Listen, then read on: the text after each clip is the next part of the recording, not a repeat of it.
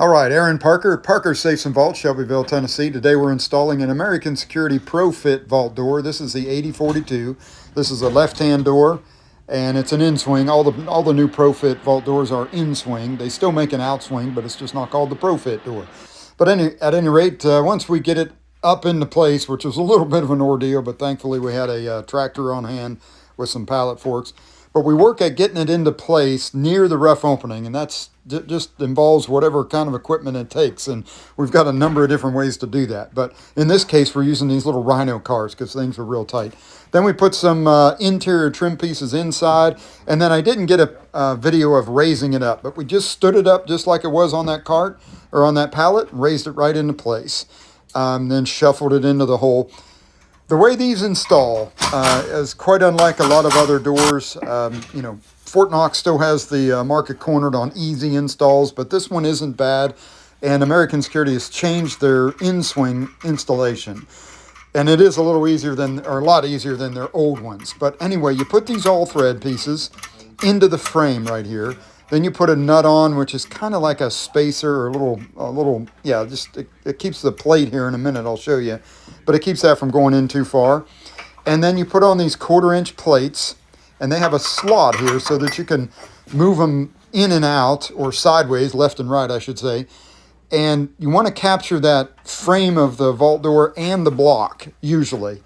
And then you put a washer on, and then a nut. It's kind of hard here with one hand while I'm holding the camera. But anyway, once you get these kind of snugged up and into place, then you can just tighten them up with an impact. And that will actually draw the outer frame towards the center or towards the inner frame, and that'll kind of seat everything tight. And once that's all snugged up and tight and the door operation is working good, then you start putting these interior and exterior trim pieces on. And the interior ones can go up in separate pieces, and they kind of just fasten onto the frame that's behind the interior, the trim pieces, with just a metal, like a sheet screw. And that's all that fastens that in place. That's all that keeps that in place, but it seems to be plenty. And here's a little bit of operation here. That little round knob up top is your emergency egress, and then there's a panic room option, side pull handle.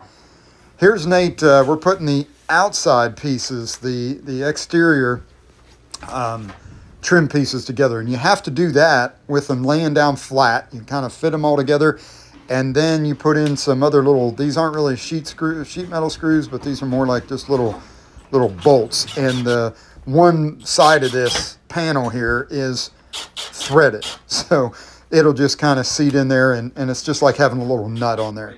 But anyway, once that's all done, you stand that up into place, and then from inside, from the frame side, you're gonna run some little screws into that piece you just put on. Then there's some weather stripping to put on, and that's about it. All right, if you're in the market for a quality safe or vault door, reach out to us. We're veteran owned and family run, and we serve a broad area around Tennessee, and we also ship nationwide. So all you got to do is pick up the phone and call that number, or find us online at parkersafes.com.